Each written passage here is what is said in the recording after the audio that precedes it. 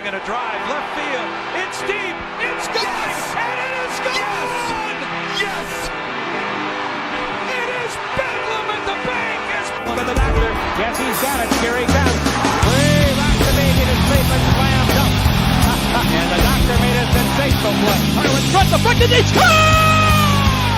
And Jurgens got it. Goldstein fires. Blast and goal! Brady back again. He's set up his head and falls forward. And he fumbles the football and the Eagles have it. We welcome you to the Phillies Sports Hour here on January 25th, 2025, 1/25/25, and on my calendar this morning, it said it was the opposite day. So I don't really know what that means, but happy opposite day to everybody today. And well, there's no opposite going on this weekend. The Eagles are playing in the NFC Championship game. They're hosting it for the second time in the last 3 years, and they are hosting the Washington Commanders. Never did I think the Eagles would be playing a team from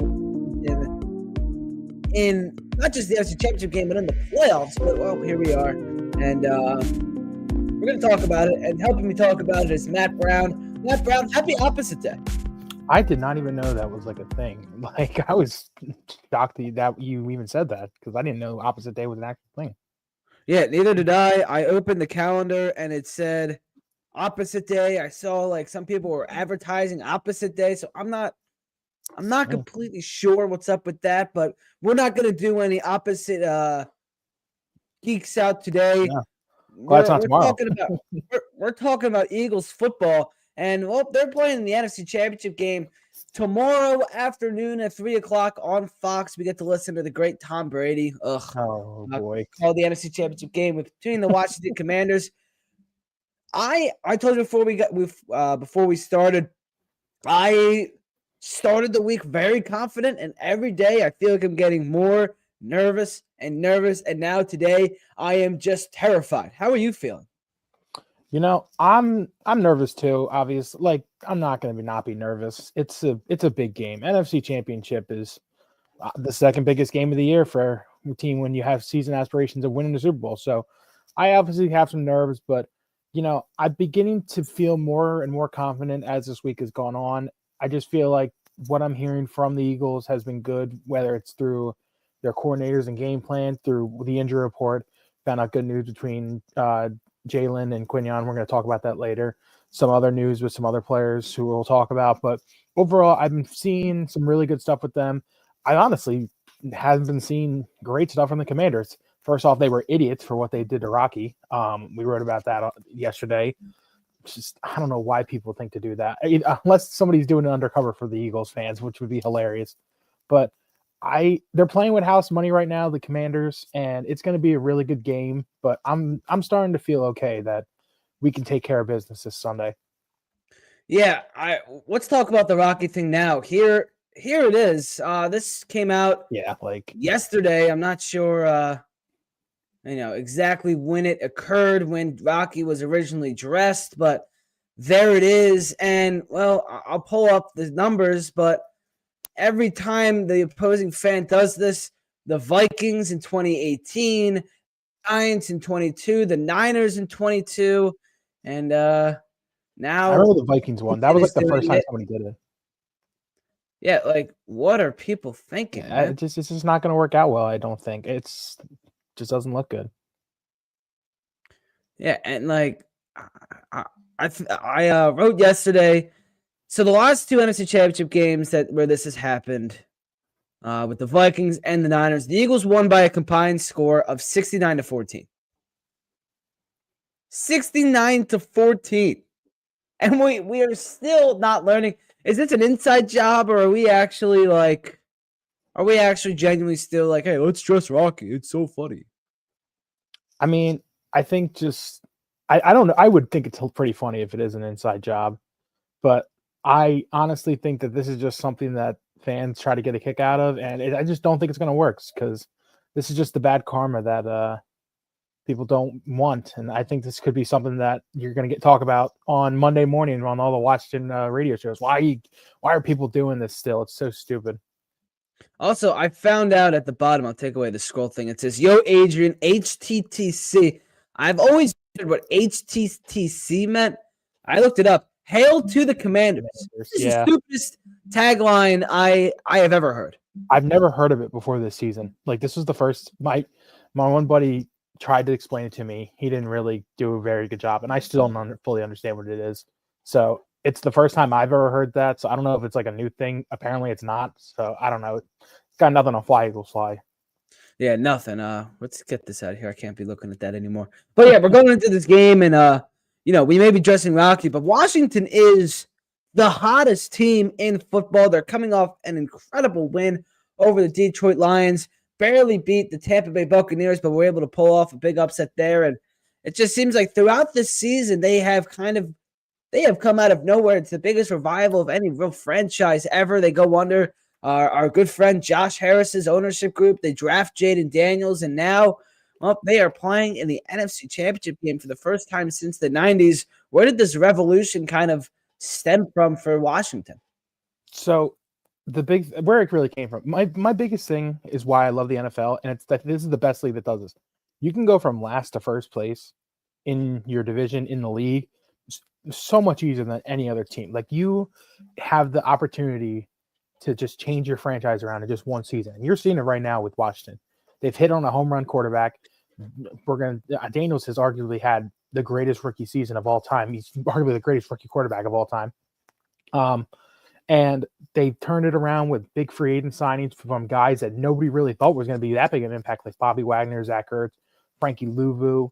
And they've had some good pieces around them that they kept around the last couple of years, and it's kind of kept them in that mid territory, but it's a quarterback's league, and if you hit on one, you're almost guaranteed to be one of the best last couple teams standing, one of the best teams in the league. So I think on top of that, with the fourth place schedule they're playing and the kind of easy schedule they kind of got, has helped them. It was kind of the talk with Washington at the beginning of the year, like they haven't beaten anybody, and they really didn't. But then they ended up making the playoffs. But they're showing that they belonged all season, and they were one of the best teams in the NFL. And, they're hot. Like you said, they just came off a really big win over a Detroit team that they matched up really well against. They had the way better offense. Their defense committed 5 turnovers from the Lions, which is unbelievable. That cannot happen for the Eagles. We'll get into that in a bit. But, they're playing with house money, like we've said. It sucks because it's kind of the best kind of momentum you can have for a team. It's how I feel like the Eagles were in 2018. They're playing with house money, no quarterback. They're just going to go out there and give it their all, see what happens, and it led to a Super Bowl. So I am nervous in that way, and I think that this is not the worst team the Eagles be playing right now, because Kansas City, oh my God, I hate Kansas City so much in the way they get their calls. But it's going to be a tough matchup, division game. They know each other well, very well. So, but it should be good. I'm really excited for this game tomorrow. Washington games are always weird. It feels like something weird always happens. The Eagles either are supposed to dominate and they lose. It's the other way around. It's just like these games with Washington are always so weird, and hopefully nothing really weird occurs on Sunday. But something that was weird that I want to talk about is Chris Sims, who obviously is in love with the Philadelphia Eagles, as we all know. He had a pretty diabolical take over the Eagles' win over the Rams. Here it is. Have the best team, but you think that they'll be in a position right now this week going up against the Commanders where he will mess up. Why? Oh, well, not mess up. I don't think that. I just think they got to play better. And listen, some of their struggles in their pass game, I don't put them all on him. They're a little too simple with what they do in their pass game schematically. That's one of their big issues altogether. And as you saw yesterday with some of these long touchdown runs, they can run the ball on anybody. It doesn't matter how many people you put in the box. It's one of the greatest offensive lines in the history of football, what we see in Philadelphia.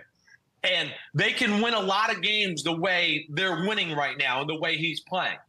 I'm just saying, if they want to maybe win this weekend or have to play the Chiefs in the Super Bowl, the passing game, the offense we saw, and again, not all Jalen Hurts, but what we saw yesterday, that will not get it done. They will not win the Super Bowl if that's the passing game we see or even this week against the Commanders, right? I mean, that game yesterday, let's say it was 130 plays.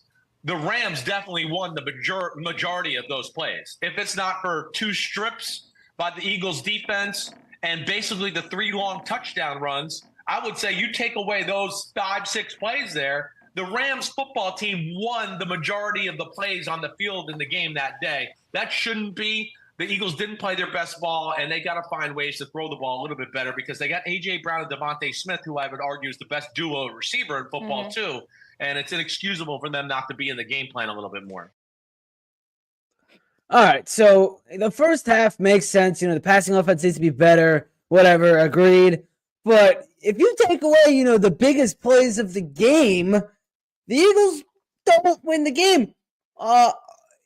Obviously, Chris Sims, is that one of the stupidest things I think I've ever heard anybody say in my entire life. And we've seen that. Micah Parsons said if you take away the scoreboard, the Cowboys have won the game. Okay, obviously, yeah, the score is how you win the game. Chris Sims, if you take away the 5 or 6 biggest plays of the game, the Eagles don't win the game. Are people getting dumber in 2025? I don't get it. I hate this argument from people in media. When Micah Parsons did this a couple weeks ago during the week 16, 17, whatever week it was, game they played, and when they beat them 41-7, by the way, 41-7. Micah complained about that game. I absolutely hate this argument for where if they didn't have their 5 biggest plays of the game. Okay, how about the Rams' 5 biggest plays of the game? Why don't we take those away, see how the game ended up? Yeah, obviously, the Eagles have home run plays during their game. It's no secret. But don't discredit those right by the Eagles. I saw this comparison on Twitter, and it was why don't you take away Mike Tyson fight? Why don't you take away Tyson's 5 biggest hits in a match? Does he still get a knockout? No, because he knocks out the guy and he puts them on the floor 5 times. That's what happens when you connect on 5 big hits. It's just taking those things away sounds like the dumbest thing in the world. I never understood this argument from people. He even says it in there. They dominated the run the entire game. Just because they had big explosive plays meant they were tiring them down and were running all over them. They could have kept doing that more and more if they could have kept having more plays like that. So I hate this whole argument thing. The first half, what he was saying with getting more involved in the passing game, I do agree. I think that needs to happen. I think last week isn't the worst one because the conditions were so bad last week. I'm not upset with the way the passing goes last week. The Packers won. I can understand the frustration between them. I just think Packers kind of bottled us up a little bit during that wild card weekend game. And so that kind of led to that. And they just leaned on Saquon a little bit more. But I disagree with that statement at the end where he doesn't think that if we don't improve the passing game, we can't win the Super Bowl. If you're rushing for 300 yards a game, you can win a football game. I know it's not the fancy schmanciest way all the time, and Hurts only having 120 passing yards isn't great, but none of these other quarterbacks too. And we're going to talk about Hurts and his level of play later, but just because it's not a passing league anymore, because it hasn't been a passing league all season, ever since people have the 2 high safeties, ever since that's been a big thing this year. People are going 2 high safeties, and it's causing the skies to not be as open anymore. And you see passing numbers are down a little bit compared to the years of 10 years ago when Peyton was throwing for 5,600 yards and 60 touchdowns. Brady was doing the same, and Drew Brees. And passing is down a little bit. So the fact that the Eagles can rely on the run and can run for 300 yards a game is a huge asset. And it's something that could be the key difference maker in the game this week versus the Commanders. And going forward as well, if they make it to the Super Bowl and face either Kansas City or Buffalo, who don't have good rush defenses. Kansas City is one of the worst rush defenses in the league. Buffalo is not much better. They really don't have a great front 7. So honestly, I do think that it's such a big strategy. And I disagree so much with what he was saying about the take away the big plays, which I hate that argument so much. I don't even want to give him more time talking about it. And I disagree with so much about how not being able to pass is not going to be able to win you a Super Bowl. It just doesn't make sense to me. Chris Sims has always had something against the Eagles. I don't know what it is. Phil Sims is his father, but is he mad because Phil was a Giant? And maybe, I don't know. I don't care. so many talking heads do this, and it's so frustrating to me that they try to be different in certain ways when they just sound so stupid and things like that. When Micah did that a couple weeks ago, I was really pissed because I like Micah. I'm a Penn State guy, and I hate to see him play for Dallas. I still I don't say I root for him, but I don't want him to do bad. I want to see Penn State guys do well, but it sucks that it's for Dallas. But when he was talking like that, it just sounds like Dallas Cowboy talk, and I hate seeing that from him. It's so annoying. Yeah, I'm sure. So much. I'm sure James Franklin wasn't thrilled with that comment, and No. people have not been thrilled with the play of Jalen Hurts, and we're gonna get into it. He goes into last week. He got that knee injury. He practiced this week. He was limited, and then was full yesterday. Here's a video from John Clark of him practicing. I think this was Thursday.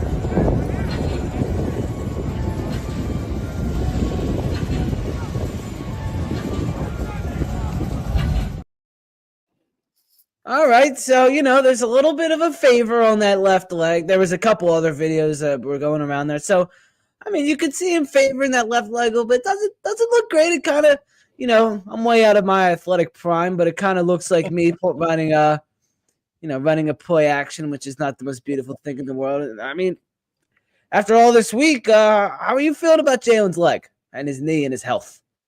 I'm nervous for his health. It's the playoffs. This is week 21 of football they've had this season. Even more than that with preseason and training. They've been playing football for 30 plus weeks now in this season. It's a long season. It's a lot of hits. And I remember talking with you, I think it was before or it might not have been with you. It might have been last week when I was with Sam on the pregame show. We were talking about just health overall and just being able to play in these games. And it's rough. It's a long season. And Jalen, I am nervous about his knee because it takes his knee and his running ability. It takes away from a big part of his game, which is scrambling, getting out of the pocket and finding open receivers. And I don't know how well it's going to be come Sunday. I do think, though, with the way they've handled this injury, they've handled it pretty well. He's been getting time off his feet. He finally went through a full practice. I do think they're going to shoot him up Sunday with whatever magical medicine they got to make that knee work as good as it can. And they can do that pregame so that he can last through the whole game. They're probably going to do the same with Quinion too. But I am a little concerned about that knee. I'm concerned if Commanders are going to make it a problem, if they're going to go after him, because they have said that they're going to try to make him hurt when they try and tackle him, which it's a little crazy trying to hurt him. They haven't really said that, but they said in a way that so they don't get in trouble by saying that. But it's a huge part of his game, running out of the pocket and finding open receivers. And you kind of saw it towards the end of last week after he took that knee injury on the tackle. He didn't really move in the pocket that much. He was mainly running the ball, and they were up and they were trying to run because of the snow. And I understand all that, but he really didn't seem like he was himself back there trying to move. So I'm hoping we can get a little bit better, a little bit more flexibility in him. But I just think they need to rely on him being the best he can, doing what he does best. And if that's sitting in the pocket, doing well, that's so be it. If they need to hand off to Saquon 30 times, man, this is what you pay Saquon the big bucks for. This is why you want to win a Super Bowl. You want him to play well. The biggest thing for me, though, concern-wise for Hurts, is not the passing numbers and really mobility. I'm more concerned about his decision-making. And you kind of saw it. The big one was the sack that he took in the end zone. His decision-making on sacks has been really poor these last couple of weeks. I just don't think, and it's kind of counteractive because he's not turning the ball over, but he's also taking more sacks. So you don't really want to have both. You want to find that sweet middle where he's either completing passes or he's not turning the ball over and he's not taking sacks. It's really hard, I know, but this is crunch time now. You're in the NFC Championship. This is when you got to be your best play. So I think if he's able to avoid some of these sacks and start throwing away. The big one was the sack he took in the end zone for the safety. He had open receivers on that play. All he got to do is throw it away. It could be in the dirt. It's not going to be a turnover, and you don't take the 2-point safety, which was a huge turning point in that game at that point. So that's my big concern with Jalen. But the knee is going to be a little concerning until I see how good he looks on Sunday and after he gets all his medicine jacked up into him. Yeah, Jalen last week, he took 7 sacks, including that safety. And a lot of these sacks, when you look back at it, I watched the games back on Monday a little bit. And, the safety, he's got time. He's in the end zone, of course. And he's got a wide open Dallas Goedert right in front of his face, about 8 yards out. All he's got to do is do what he does and just fire it over the middle and get it to Dallas. You know he's going to catch it right there. You're going to avoid the sack, maybe even take a late hit, get some extra yards. But he doesn't see him, or he looks at him, but he takes the sack. Too late to pull the trigger. There's another one, where Saquon's on the outside in the flat. Jalen looks at him, decides not to throw it to the wide open Saquon, so he's going to get some yards, and he decides to look back into the field where nobody is open, and Jalen takes the sack, and he has tons of time. This game's going to come down to Hurts' health. If he is, not playing well and gets knocked out of the game or something, it's obviously going to switch the momentum and things are going to happen. But if we continue to see the decision-making and holding on to the ball for too long that we've seen from Jalen, it's going to lose the Eagles a football game either this weekend or in 2 weeks in New Orleans. No, yeah, 100%. And you want him to finish this game. You want him to be able to be the guy that can lead you to the promised land. As good as Kenny Pickett looked in his one start against Dallas, this is the playoffs, man. These are some of the best teams left. And you want Hurts to finish that game. And again, I don't care if he throws for 115 yards. I don't care if he throws for 100 yards. I don't care if he throws for 50. I don't care what stat line he ends up with. If they end up getting the win and he's a quarterback and they're running the ball effectively, I'm okay with that if he doesn't turn the ball over. That's my main concern point, though, is no turn the ball over and making sure he can avoid sacks. And if they keep running the ball effectively, I have no problem with what their stats end up with. Josh Allen said it last week after the Ravens win. They were asking him about, someone asked him, are you nervous that it was a tight game? And he's like, it's the playoffs. You got to win by 1. As long as that score is 1 more than the other, it don't matter. That's how I see this. I know it's Washington. You should beat Washington. You'd like to win by 14, but if you win by 1 point on a game-winning field goal, you did your job. You got the job done. You're going to the Super Bowl. That's what you want. That sure is. And speaking of Josh Allen, I want to look. Jalen Hurts, Josh Allen, and Patrick Mahomes, they all won their games last weekend. They're all moving on. They're all in their conference championship game. Here's how their stats stack up from the division round. Hurts had 198 total yards, 1 touchdown, 0 turnovers. Patrick Mahomes, 191 total yards, 1 touchdown, 0 turnovers. Josh Allen, 147 total yards, 2 touchdowns, and no turnovers. Jalen Hurts had the most total yards of the 2 elites of the elites in the NFL, but Hurts is the only one that's getting criticism. You heard over this week Ryan Clark on ESPN praising Josh Allen for being a team guy, not caring about his stats, not throwing for 300 yards, but getting the win. But then he says the same thing about Jalen Hurts, and he should be throwing for 300 yards. He shouldn't be a team guy. He should be throwing the ball around for the Eagles to win a game. It is the most, A and B, they're not adding up to make sense. He has the same argument, but the national media and everybody other than Eagles fans is changing it up between Hurts and everybody else, and it makes me very angry, and I don't understand why it's occurring. I could see you getting angry about this. I understand fully because I'm the same way. I think why he says things like that is because Josh Allen is far and away the best player on the Bills offense. He doesn't really have the wide receivers that Jalen Hurts has or the running. James Cook is pretty good. He's probably the best guy they have on their offense, not named Josh Allen. So Josh Allen has to be that type of guy where he puts his body on the line. And Jalen, not that he doesn't put his body on the line, because he does on some of these runs and stuff like that. He's got A.J. Brown and Dallas Goedert and Saquon Barkley and Devontae Smith in the passing game, and he's got to be better than this and find he's over receivers. So I think that's why he's making that argument.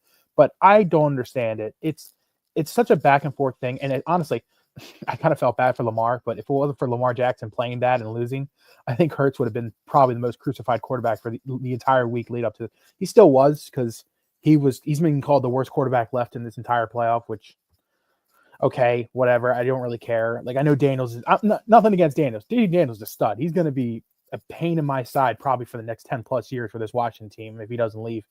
And I get it. You want to call Hurts the worst quarterback, whatever. But the argument about Allen, not caring about stats and just pulling out the win and all that. If you're going to do that argument, okay, do the same thing with Jalen. Like, they're rushing, like I've been saying, they rushed for almost 300 yards last week, 200 from Saquon, 70 from almost, I think it was 70 from Jalen. Kenneth Gainwell added another 20. You were rushing for almost 300 yards. That's so unheard of in today's NFL. Everybody just wants to pass. Oh my God, 500 passing yards. Oh, 5 passing touchdowns. Yeah, those are good stats to have, and it's a good thing to have a good passing game. But if you can effectively run the football, you're a damn good football team. And the Eagles have been able to do that. Not many other teams have been able to effectively run the ball this season. With the teams that are left, no one can run the ball like the Eagles. Excuse me. The Commanders are probably the next best one with Daniels and Brian Robinson and Eckler. They've been doing pretty well these playoffs, and then it's probably Allen and then the Chiefs. But if you can effectively run this football, you can win. I just feel like people take advantage of running way too much and just focus so much on the passing game. And that part is what pisses me off, and that Jalen gets crucified for it. And I understand there's some things. I'm not saying Jalen's perfect because he isn't. There's some things that he messed up on. We talked about his decision making already and how it's poor and how he can't be taking sacks and taking safeties like this. I understand that. But at the same time, he has also not been the worst guy in the entire world. People are acting like he's like the Will Levises of the world right now, where he's throwing pick sixes on his knees like, oh my God, what did I just do? Like, no, he's not throwing the ball over. He's playing good football, and they keep winning. So until this doesn't stop working, I'm going to keep riding with Jalen Hurts. All 4 of the quarterbacks that won their divisional rounds, 0 turnovers. Mahomes, Allen, Hurts, Daniels, 0 turnovers. Justin Herbert threw 4 interceptions in the wild card against the Texans. Jordan Love threw 3 to the Eagles in the divisional, and Jared Goff had 3 against the Commanders last week in the divisional. The information is right there of what really matters. Yeah, if you're holding the ball, getting yards, and making winning plays, Jalen Hurts is doing something that people aren't paying attention to. He's making plays he's not making losing plays. Is he taking a lot of sacks? Yes. Is he taking safeties? He took 1, whatever. He's not making losing plays. He is doing things to win the Eagles football games. He is a winner. I've been saying this all season when people are bashing Jalen Hurts. Look at the record. Look at the turnovers. Jalen Hurts is a winner. And I don't know how people don't understand. Like, just look. You have 2. Everyone has 2 eyeballs. Look. Yeah, I feel like we jumped over those 3 quarters. Maybe not Herbert. I think Herbert got his right crucifying from the media about how bad he played. But guys like Jordan Love and Jared Goff, I feel like we just skipped over them and just glanced over how bad they played after their loss, and they're like, oh, they weren't really supposed to do well. Oh, Detroit, man, they had so many injuries. They weren't probably going to win the Super Bowl. No, I don't care. Like, if you're going to chastise Hurts as much as you do, you need to do it with these other guys too and hold them accountable. But the Eagles, they're supposed to win. They're supposed to win the Super Bowl this year. They have people say the best roster in the NFL. They were the second best team in the NFC, arguably because of the way just Detroit was winning a ton of football games the way they were. People said they were the best team in the NFC. So I don't know. They're in a good spot, and I'm confident in Hurts. As long as he stays healthy, can't make turnovers, and can't make mistakes. If we can avoid those things, we can be successful with this football team. We sure can. The Commanders have the 5th highest blitz percentage on dropbacks, 31.5%. So, they're going to try and test Jalen Hurts early to see how this knee injury limits his mobility. Hurts this season has 8 touchdowns and an interception for 955 yards and has completed 64.4% of his passes when he is blitzed. Jalen Hurts just isn't great against the blitz. Everybody knows this. He's been much better this year than he has in past years. But, he's going to have that brace on his left knee. His mobility is going to be down. I'm not sure how limitations will be with Jalen and with the play calling and everything. But, is this game really going to come down to Jalen Hurts' health and mobility on offense? I think it will. I think it will come down to him in the sense that he just got, like we've been saying, he's got to make the winning plays that he's been making all season. He's got to find open receivers if they're going to bring blitz like that. I even think that they're asking for them to bring the blitz because they've seen success with Saquon running the ball against the blitz. When teams stack A in the box and they bring a bunch of guys up, if they can make the right block plays and Saquon can make a single move, if he gets out there, he can 100% take it to the crib. And that's honestly what they want. It's crazy to me saying that, but they want you to stack the box and they want you to bring 7 up front because once Saquon gets past the second level, he is gone, my man.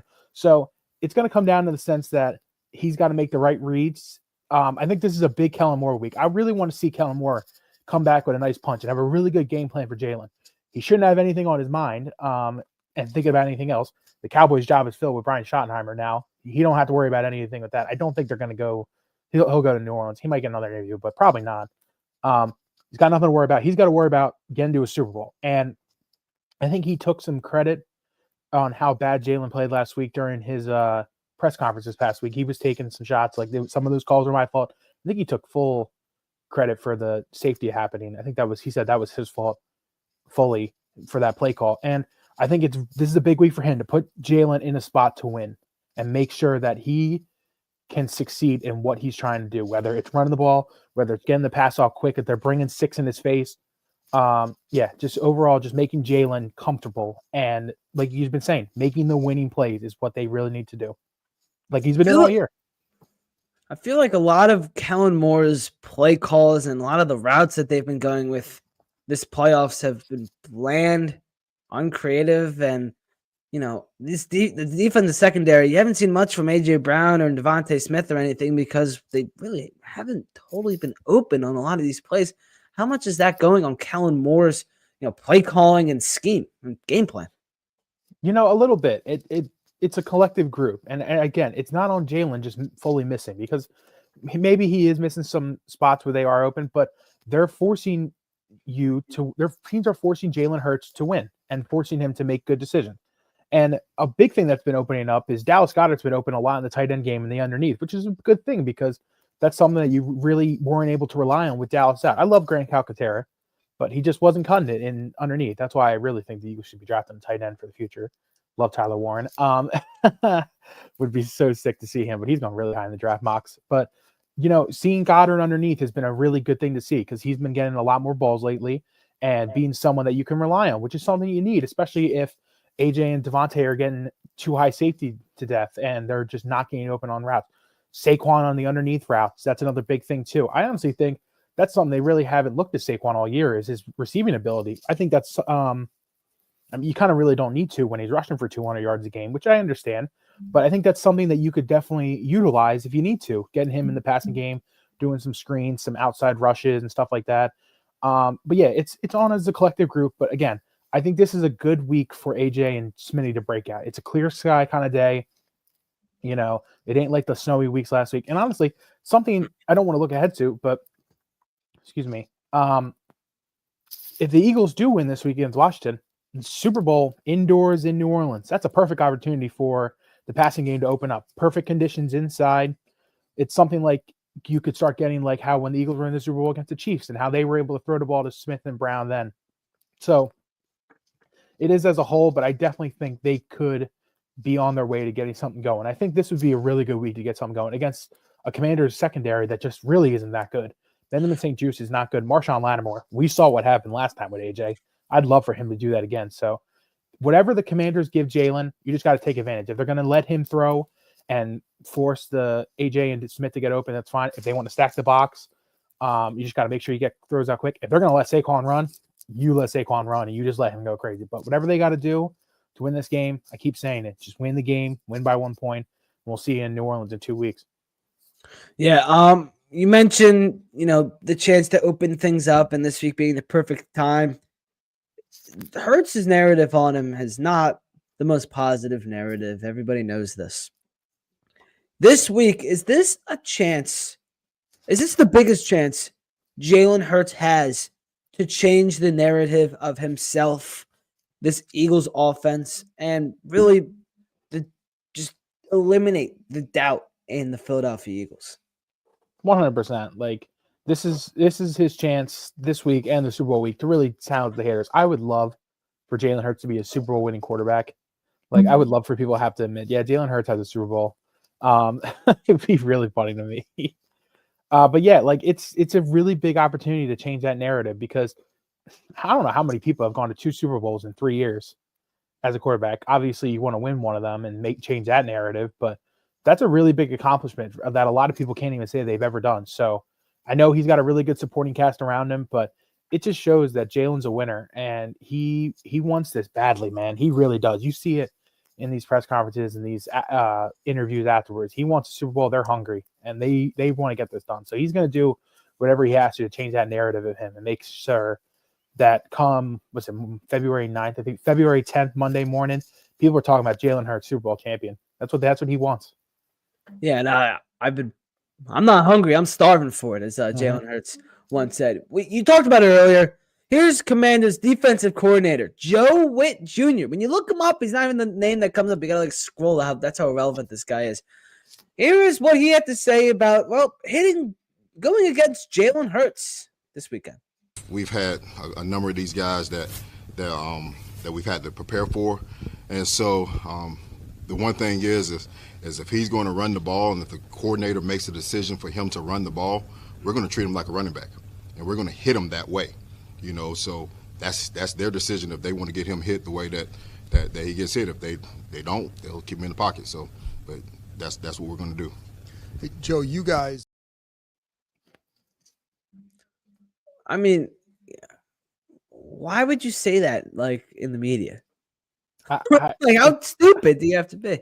I think it's just adding to the fire. Like, you're just adding bulletin board material at that point. But it's just, I don't know if he's, trying to be like, oh, we're trying to mess with them, that we're not actually going to do that or whatever. But I don't know.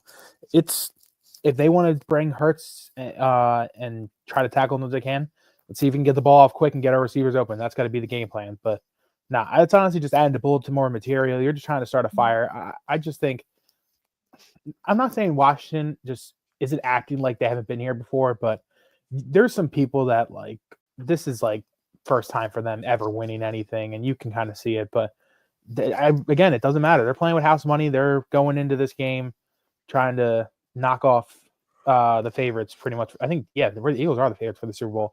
Trying to knock off the favorites and get to that championship game and see what they can do and make some damage. So, again, it's dumb just trying to start a fire like that, but maybe it's the thing that inspires them to get going. So, yeah, that's something you pin to your bulletin board if I'm the Eagles and Jalen Hurts. But they could have some success. The defensive line of Washington, because the Eagles could be without Cam Jurgens.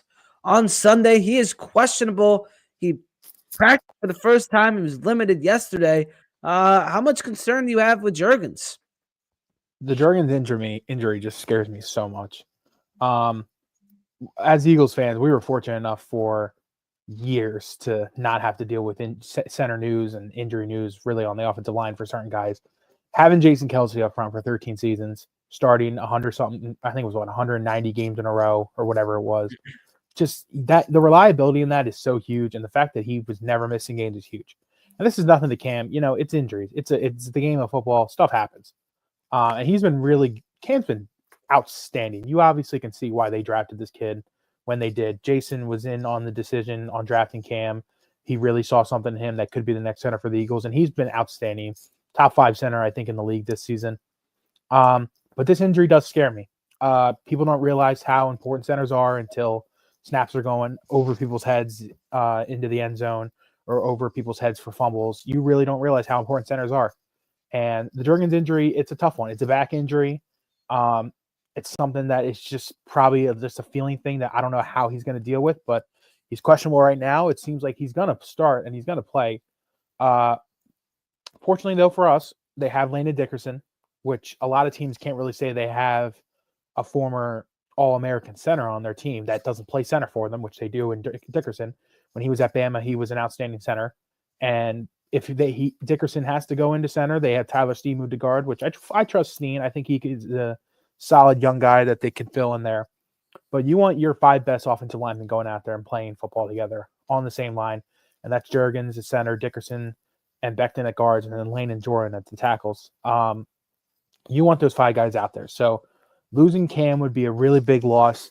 It would mess up the snap counts and things like that. That's another thing too. Snap counts is such a big thing with centers. But Cam is a tough SOB.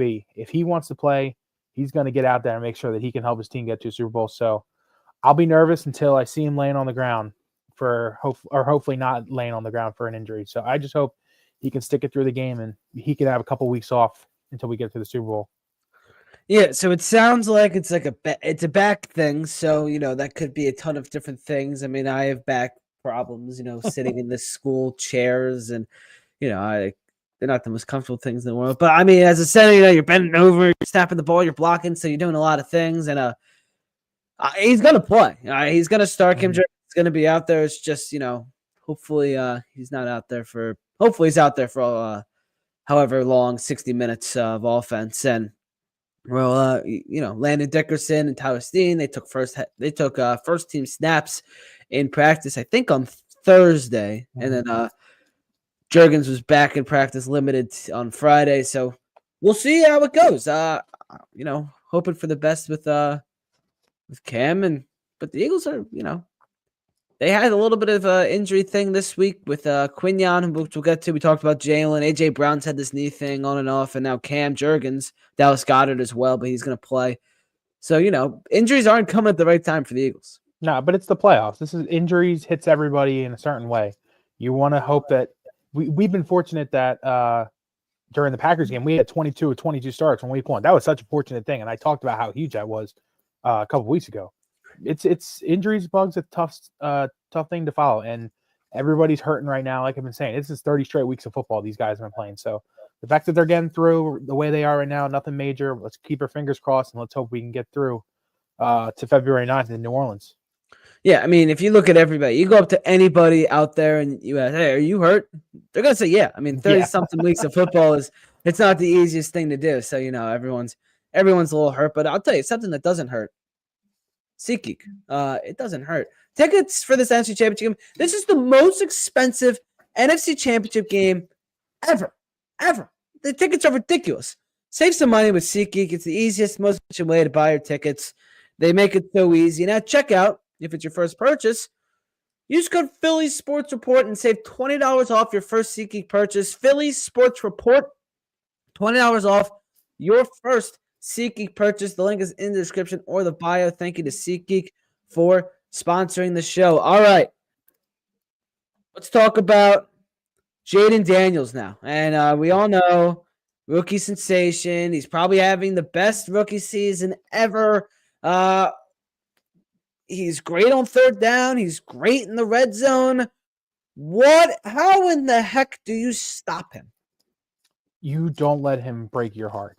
And you just said it.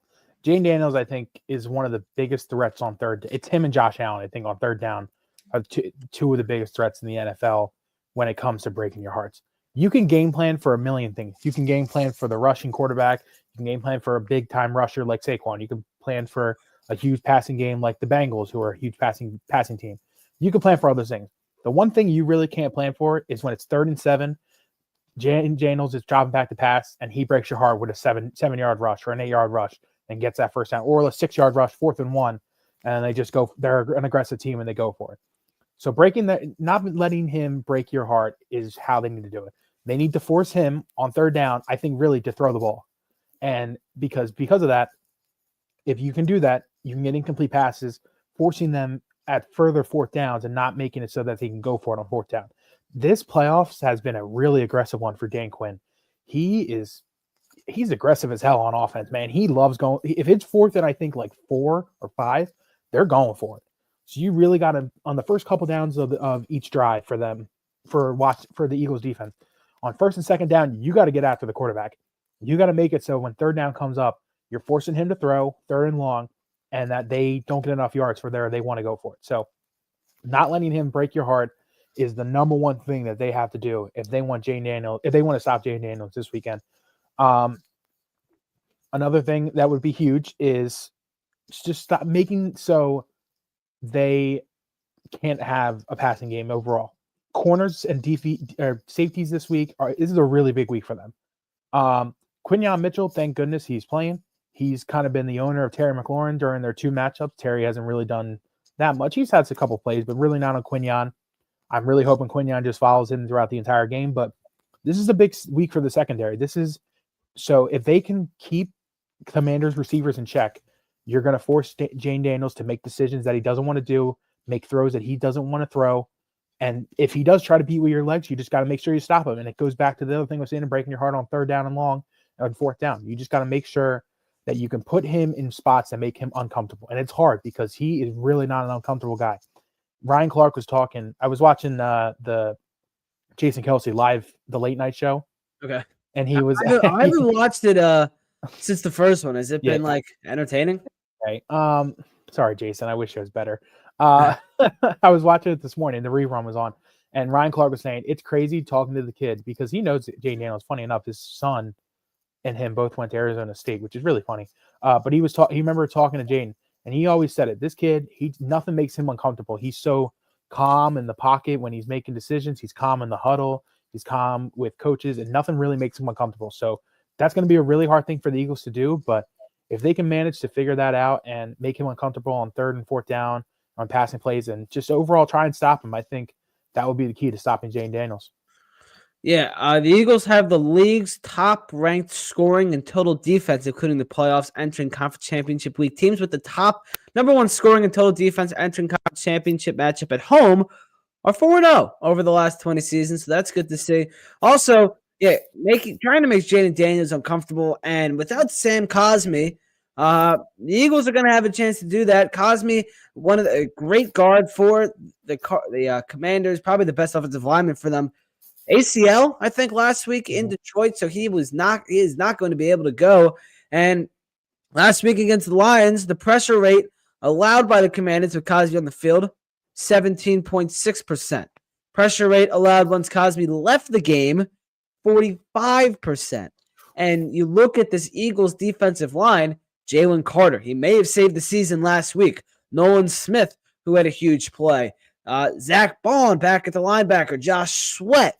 These guys that can get to the Jordan Davis. Like these guys that can get to the quarterback and make things uncomfortable. The Eagles have a very good chance to disrupt Jayden Daniels, a rookie playing in the conference championship in Philadelphia against, some absolute dogs up front. I don't know. Like, no Cosmi. I'm feeling good about this. How can you feel bad about this defense? No, it's a huge gain that they're going to get this week. And we just talked about it fully. Offensive line is such an important thing. We were talking about how big Jurgens is at center, but Sam Cosmi is a really good offensive tackle. I think this is his 4th season overall. He's about to cash in with a really big extension if he hasn't already. I'm not sure what his contract situation is, but he is far and away the best offensive lineman on that Washington team. It's him and Biadez, the center. He's really good too from Dallas. But losing Cosmi, and you saw it in those stats, how big the pass rush difference was when he was in the game versus he wasn't. So it's going to be a really big opportunity for the Eagles to get after Daniels right early on. I believe it's Trent Scott is a longtime backup. He was the one that was filling in during the Detroit game. So he'll most likely stay at that spot for Cosmi. I do think that they're going to try, and whether it's with Carter or with Sweat, they're going to try and mess with him a little bit, especially early on, to try and see if they could take advantage early. Because if they can, then they can get some turnovers, or they can force Daniels to make a mistake early on and try to get a big lead out. That'd be really huge for them. So early on, I really think you're going to see the defensive front try and go after whoever is his replacement, most likely Scott, on the offensive line. And it's going to be a tough assignment for the Commanders. That's a tough shoes to fill in Cosmi. I really respect that dude. He's a really good player. I've always kind of liked him on the Commanders. And it's a really big loss for them for that ACL, because he's mostly going to miss the rest of this season if they keep playing, and next year too. So that's a really big opportunity for the Eagles to take advantage this Sunday, and definitely something I know for a fact that they're definitely talking about in their defensive front room all week. They know that this guy is an opportunity for them to take advantage and maybe change the game. That's how big this could be. It could be a game changer if you really get after it. And you're going to see it most likely in Carter and the numbers they have come Sunday, or especially early on. Yeah, and Jalen Carter last week, I think he wrote about this, he saved the Eagles season with that sack against Matthew Stafford and just being so disruptive in the end of the game. And when you bring in all these winners from the draft. You bring in all these Georgia Bulldogs, all these Alabama guys, Penn State, some Penn Staters as well, and Saquon Barkley and some other guys. These guys know how to win. They've done a lot of winning before, and they translate it into the biggest moments in the NFL. How much, and you look at these nominations for the NFL honors: Saquon Barkley, Quinyon Mitchell, Cooper DeJean. Who else we got? Zach Bond, Vic Fangio. All these guys, off-season acquisitions. How much of Howie Roseman he's the best. No, that is like the joke that it always is Howie just doing great move, great after great move. But it just shows that the Eagles are such a I think overall smart organization and can realize their mistakes. And I think that's a really good thing that Howie's learned how to do since the Super Bowl year. You always can see that Howie and the scouting team, they've been pretty good in getting guys. They had a few dark years in there. I'm not going to give them 100% credit because 2019, that was a rough draft. The first, we're not going to talk. He really is hit on everybody except for Jalen Reagor back in 2020. So I'm not going to give him full credit saying he's been perfect every year because he hasn't. There's been bad years, but they've done a really good job at knowing their mistakes. And they knew it last year when Sean Desai and Brian Johnson just weren't working for them as the coordinators last year. And they knew they had to make changes. And Vic Fangio has really inspired this Eagles front of veterans and young guys who want to win and know how to win and are being respectful in the sorts. Because you kind of saw it with Fangio last year, how the Dolphins just didn't want him as DC. And everybody was like freaking out because they didn't think that Fangio would bring that to Philadelphia. But he is such a great scheme, and he has found players that fit that scheme so well. And you're seeing it with guys like Zach Bond having a career. Jalen Carter is having another outstanding season. He's such a generational talent, and he's getting. I wrote about him the other day about how he's entering that conversation of being the best defensive tackle in the league. I think he's right there. Their front seven has always been really good, and they value their front seven, but they've just been on almost not another level like as they were in 2022 when they were getting like 70 sacks almost in a season. But they're just getting after the quarterback so well. Secondary's playing well, and they're coming together as the defensive group. And back to the whole thing of Howie Roseman, he knows when to fill spots and when to do it. And he knows when he has to face issues and when he has to make decisions that are hard, and knows when to make trades, and just overall knows how to get guys in good spots for the Eagles. And they've been showing it this season, like with all the awards that we're getting, finding winners in Georgia and Bama guys that know how to win. So overall, it's just a really great system that the Eagles are in. And this is why they've been successful for the last 25 years. They've gone to 8 conference championships in the last 25 years. They've hosted 6 of them. That just shows the levels of the Eagles franchise has been able to turn since Jeffrey Lurie's taken over in the early 2000s. Obviously, they've had great players and great teams, but it just shows that they're able to build a great culture here. And they've been and the only thing they really just haven't done is just win a lot of Super Bowls. They've won one. You just really want to get to that second one to really make it seem like you're the top in the league. If you're born in like the 90s and 2000s, I'm a late 2000s kid. You've seen a lot of Eagle success, so it's hard to complain about the past when all you've seen is you've seen a lot of good. I've seen a lot of good Eagles teams. You've seen a lot of good Eagles teams, so we're very thankful. And Quinyon Mitchell might be one of the best defensive, one of the best cornerbacks I've ever seen. In 1 year, he's up for Defensive Rookie of the Year. He was injured this week. He got injured in the Rams game in the divisional. Didn't return. Isaiah Rodgers came in and played fine. Quinyon's going to play some earlier this week that he's playing. And it's like at this point, if you can walk, you're playing in this point of the playoffs. He will be up against Terry McLaurin. You mentioned this earlier. McLaurin, back a few weeks ago, or I guess earlier this season, when they traveled to Philadelphia on Thursday night, 1 target, 0 receptions, 0 yards for Terry McLaurin when he was guarded by Quinyon Mitchell. And it was pretty much the same story when the Eagles went to Washington. And unfortunately, the Eagles did lose that game. But, I mean, Quinyon Mitchell owns Terry McLaurin. How huge will that matchup be on Sunday? It's going to be something they definitely look for. And Terry's been a really good receiver this year. I think he's having his best year of his entire career this season. It's going to be something that they're definitely going to hone in on. They're going to make sure Quinyon's following him as much as they can. But Terry's been Jayden Daniels glue guy. He's been the guy that he looks for down the field when he's moving out of the pocket and he's got to find somebody to throw to. It's been him and De'Ami Brown, but it's been Terry one-on-one, and it's going to be a big matchup for Quinyon. You're asking a lot for a rookie quarterback in his first ever NFC championship to guard a guy that's having his best season of his career, I think 8-year veteran or whatever he is at this point. It's a lot to ask. So it's going to be a tough matchup, but it's going to be definitely one that could be the game breaker in this game. And I talked about how it's a big week for secondary. It's a big week for Quinyon and Terry, that matchup, or whoever ends up guarding, whether it's DeJean or Slay. Slay's been playing very well these last couple games in the playoffs. Cooper DeJean's been another guy that we talked about, Defensive Player of the Year finalist. He's just been great, and it's just been an overall good year for the Eagles as a whole, and they just really need to cap it off with finding a way to pull out another victory. All right. Final note on the Eagles defense. Some news came out this week about Darius Slay. I'm pulling it up on the screen. There it is. Darius Slay is preparing for Sunday to be his last home game at Lincoln Financial Field. Per Ashlyn Sullivan of NBC Sports Philadelphia, Slay told her that this week, after having conversations with his family, he is 85% leaning towards playing one more season, but understands it most likely won't be with the Eagles. When she asked him about the emotion of playing his last home game this weekend, he said he isn't allowing himself to get caught up in the future.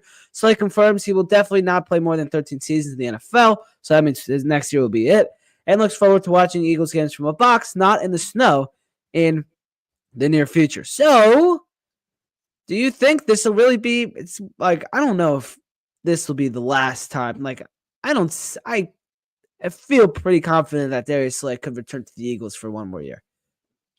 He definitely could, but I also think he understands the situation with the front office, and he kind of understands the whole situation of how the NFL is a corporation as well, and they got to make tough decisions. You kind of saw it this past offseason. They almost cut him, and he ended up they did cut him, and he was a free agent. They were able to rework a deal with him, and he almost was a Baltimore Raven a couple years ago, and he's threatened to not be an Eagle in some of these seasons. So I could definitely see him heading out. The Eagles cutting it. I'm pretty sure he has a year left on his contract with the Eagles, so he'd have to be cut. But I could definitely see him going to another team and getting the nice little payday for his final season. I could also see him staying around with the Eagles, but I think he definitely wanted to make sure that he leaves this Eagles team in a good spot. And I think this is the reason why he is saying this, if he's preparing for the Eagles not to have it, because he knows his days are almost numbered, and he knows that the Eagles are in a good spot right now with their secondary. Quinyon Mitchell is great. Cooper DeJean is great. Keely Ringo's finally getting a little bit of his own run. Avonte Maddox, he's been okay. He hasn't been the best player in the world. Isaiah Rodgers is back for another season. That's another guy that's been playing okay. He's, looked up and down a little bit throughout these playoffs. He did a decent job filling in for Quinyon last week. But they're in a tough spot, and he knows that his numbers are going down. That's 4 guys I just named right there. That puts him number 5. It's a tough situation that he's in, and he knows it's a business. He knows that the Eagles got to find ways to save money to bring in other free agents. They got other guys to sign. They got guys like Josh Sweat they got to re-sign. And just, make big money contracts for other players too. He knows it's a business. So I can understand why he understands that it might be his last game as an Eagle. Would I like to see Slay come back? I'm here or there. It's a tough call. I've had an up and down relationship with Slay. I think all Philadelphia has. There's times when he's been best. I remember when we traded for him, it was like a really big deal that we got Darius Slay. Like, that was the best corner we've had on our team in a really long time. Yep. So it's a tough call overall with him. We'll see what happens after the season, but right now I just want him to keep focusing on playing well and winning 2 more games. And then after that, we can have a long conversation about how his future looks. All right, let's talk about this Commanders defense before we kind of wrap up the show a little bit. They are, look at the numbers. As I've been saying, 30th ranked defense, 30th ranked rushing defense in the NFL. They allowed 521 total yards and 31 points to the Lions last week. They did pick off 3 times, but they only won by 14 points after getting 5 turnovers. Their secondary is mediocre. Let's start with the rushing defense. 30th ranked in the NFL. Yeah. I think it's Saquon time, ladies and gentlemen. No, it very well could be. And again, it's crazy to say this, but the Eagles are honestly asking them to bring 7 or 8 in the box. Because if they can do that, they know they can block you well enough and scheme well against that. And that if they can do that, Saquon can break open runs like he has against the Rams and as he did against the Commanders this season too. He's broken a ton of runs against the Commanders. So it's just crazy in my mind to think, yeah, we want you to bring 8 in our face against 6, which is nuts because those numbers don't add up. But in this scenario with Saquon that they have, they can make that work. Because if Saquon does what he does, if the linemen block like they're supposed to, and he can make a move, he's gone for 60, 70 yards, and he's shown it all season long. So it's a crazy thing to think that, but this could be another game where they could force Saquon to have to do a lot of the carrying, which is okay. And I think he understands that too. But again, back to what I've been saying this whole time, whatever the Commanders do, the units need to take advantage of it. If they're going to give Saquon lanes to run Saquon. If they're going to stack the box and you can't really get a run game going, we just got to get open receivers and make sure that we can get some open plays down the field. If they want Jalen to run, and they say they're going to hit Jalen in the face hard, but if Jalen can get some open lanes, he's got to find some open lanes. You just got to adjusting is probably the biggest key to this game. They can adjust to what the Commanders are doing. I think the Eagles can 100% win this game. And, I'm confident in their offense that they can get stuff going. We just saw it last week with Detroit. If you take away the turnovers, Detroit was having a really good offensive game. But those turnovers were the difference maker in that game, and that was a big reason why they didn't end up winning. A.J. Brown against Washington this season, 13 receptions on 23 targets, 162 yards, averages 12.5 yards per reception. He has a touchdown. His longest reception against Washington this year is 45 yards. The guy just owns Washington. He kind of always has, and he forced like 3 pass interference calls on Marshawn Lattimore when the Eagles were in Washington at the end of the game. There was like back-to-back, and then there was another one in the end zone. It was like kind of crazy. A.J. Brown, could he exert that inner excellence into outer excellence this week finally? No, 100%. And, I quickly to add on to what I add on, he had that drop last week as well, which was huge. Great chance to respond here. What were you saying? Sorry. No, yeah, 100%. I agree with that. And that's another thing people aren't talking about. Jalen last week didn't have many passing yards. He had a drop from AJ that was a touchdown for another 40, 50, whatever, however long that was. You had the Dallas Goedert play that was called back for a legal man downfield. You had a couple other the Smith deep ball where he got hit in the face. That's another 50 yards. That's almost 100+ yards right there that they had in drops / dumb penalties. So 100% that they know they can get this pass game going. Again, I don't know if they fully want to, if they really need to, because they're running the ball so well. But 100%, if AJ is cooking Lattimore, as long as Hurts is making those throws where he's supposed to, they can take advantage of that matchup. And Marshawn Lattimore, I hope that he just gets torched all day, because I remember when they traded for him, Washington, everyone's like, this is a big signing, but I don't know. I just don't see it. I think the Eagles can really pick and choose what they want to do this weekend, and they're just going to choose whatever the thing that is working best for them. And I hope that is the way they're going to do it, because if they do, I think they're going to end up winning. How much confidence does it install you that even though they got like 5 turnovers against the Lions, they still gave up north of 500 yards and 31 points? No, yeah. I would say about a little bit of that is due to the fact that the Lions were just chucking at the end of the game, and they're playing press defense to make sure that they don't score quick enough. So some of them yards, I understand them letting up. It's okay. But again, their defense is just not that great. I don't think their secondary is that good. You've seen the pass rush are just not, or the run defense just isn't that great. And they just have been average overall this whole year. And I think that could be the downfall of Washington, because we know they have dynamic players on offense. They're having Daniels have a great year, and they're going to score. I understand that. But this is a really good Eagles defense. This is a really good Eagles offense. And if the Eagles offense can take advantage of the poorness of the Eagles, of the Commanders defense, I think they can really take advantage of this game. And I'm really confident in that. I think, like I've been saying, I think they can just choose what they want to do. And whatever is just working, I think they're going to ride that. Something else to take advantage of is Foco. Uh-oh. Yeah, Foco. Real fans need the best gear. Foco, they make legendary gear for the most legendary fans. Link is in the description or the bios. 10% off any in-stock order at Foco. When the Eagles win the NFC on Sunday, they're going to have all the merch out for it. So make sure to go check that out over at Foco. All right. I want to talk about the hiring of the new Dallas Cowboys head coach, Brian Schottenheimer. He was the offensive coordinator. He is now been elevated to the head coach. And I think my favorite part is, first of all, it's the stupidest move it's a classic Dallas Cowboys idiotic move. But this quote from Jerry Jones, when I read this, I just laughed out loud. Brian Schottenheimer is known as a career assistant. He ain't Brian no more. He is now known as the head coach of the Dallas Cowboys. What does that mean? I have no idea. Like, I don't even know how to assess. I don't even know. I kind of feel bad for Brian Schottenheimer. Like, it's not like he's bad. I don't want to say that he's going to be bad. Like, he sucks as a coach. I'm sure he's been good. He's been a pretty decent OC for Dallas the last couple of years. But to me, the biggest problem with this signing is the way that Dallas handled it. If after the season ended, if Mike McCarthy was like, I don't want to come back to the Cowboys, I'm going to go test my own waters, and they were like, you know what, you go do your thing.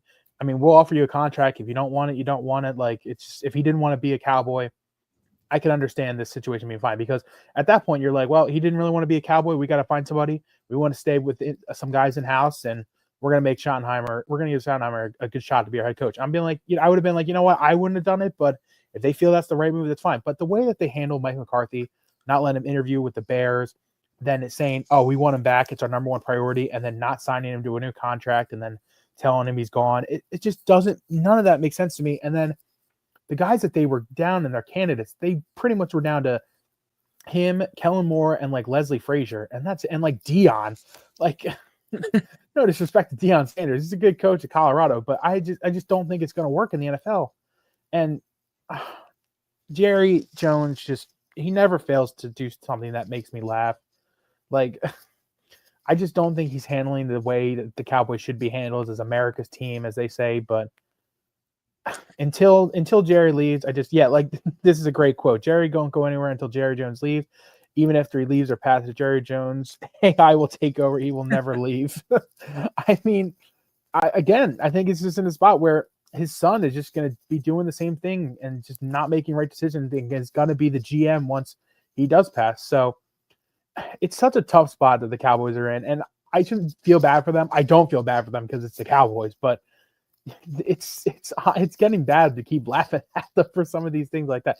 And again, maybe Schottenheimer turned into a great coach. Who knows? But right now, it just seems like such a dysfunctional organization that they are in the things they do. And dropping quotes like this, just, oh my God. I don't understand what he ain't Brian no more. That part just kills me. His new name is the head coach of the Dallas Cowboys, Schottenheimer. That's what he's going to be referred to as, I guess. I don't know. All right. Kind of funny, kind of interesting, but new head coach at the Dallas Cowboys, and not Deion, which I thought would have been hilarious. Not Kellen Moore, but Brian Schottenheimer. And all right, let's move on. Let's get to our predictions, or your predictions, because my predictions will be watched tomorrow on the Eagles pregame show. I'll market that a little bit later, but you can read all of Philly Sports Reports' staff predictions tomorrow morning on phillysportsreports.com. All right, we'll start with the AFC game. We'll save the Eagles Commanders for in the second take. But Chiefs Bills AFC Championship game is going to be a heck of a game. It's Josh Allen, Patrick Mahomes, the two best of the best teams, whatever, in Kansas City.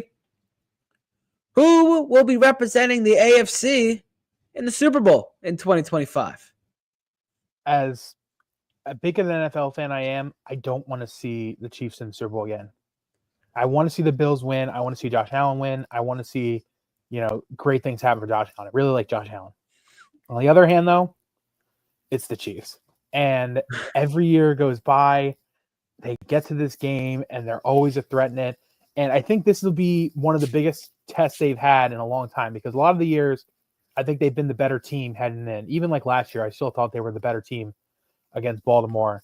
But every year, they just get to this game, man. And I do think that the Chiefs are going to pull out this game. I think their defense has been playing a little bit better recently.